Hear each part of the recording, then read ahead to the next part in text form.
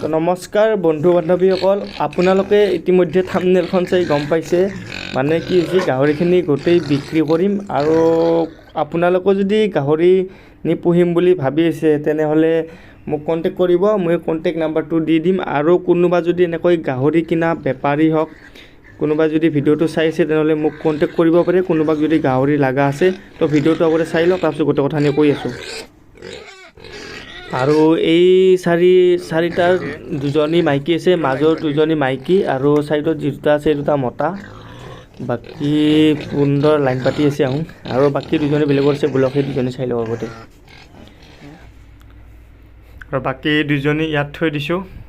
আৰু এই দুজনীও মাইকীয়ে হয়। আৰু কোনোবা যদি পুহিম বুলি ভাবি আছে নিব পাৰে, পুহিবৰ কাৰণে ভাল হ'ব। এই দুজনী লোকেল আৰু য়ৰ্কশ্বাৰৰ ক্ৰছ হয়। মাইকীটো লোকেল আছিলে আৰু মতাটো য়ৰ্কশ্বাৰ আছিলে। আৰু দামটো বাৰু মই এতিয়া আপোনালোকক ভিডিঅ'ত কৈ নিদিওঁ। আপোনালোকে ভাবি আছে দামটো কিমানত বিক্ৰী কৰিব, কিমান বিক্ৰী কৰিব। তাৰমানে কি হৈছে, গোটেইকেইজনীৰ ৰেটটো বেলেগ বেলেগ হ'ব। সেইকাৰণে মই দামটো ভিডিঅ'ত কৈ নিদিওঁ। আপোনালোকে মোক কণ্টেক্ট কৰক, তাৰপিছত মই বহুত কমত এৰি দিম গোটেইখিনি গাহৰি। আপোনালোকে টেনশ্যন ল'ব নালাগে।